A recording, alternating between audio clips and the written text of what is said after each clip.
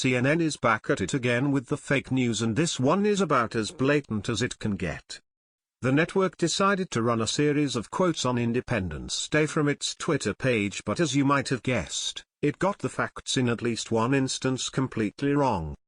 The Federalist commented on the erroneous tweet in which CNN misquoted Abraham Lincoln that read, "Let the people know the facts, and the country will be safe." The tweet was a noticeable jab at President Donald Trump, who continually calls out the network on its fake news antics. CNN regularly responds by being sore losers and continuing to prove why Americans cannot trust the mainstream media. The tweet would have been a great, though not journalistic in any way, sort of comeback to President Trump for the network.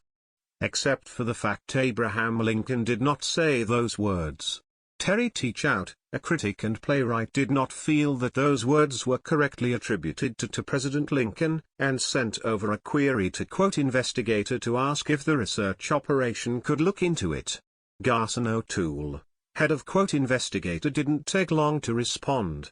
"Let them know the truth, and the country is safe." A Lincoln report shortly after assassination. His tweet back to Teachout and a few others read. In addition, the tweet included snippets of a news article in which a writer reportedly spoke to Abraham Lincoln and acquired the quote. Yoni Applebaum, historian and journalist, added to the conversation by showing an article that ran in the Boston Daily Journal on April 17, which also had the correct quote.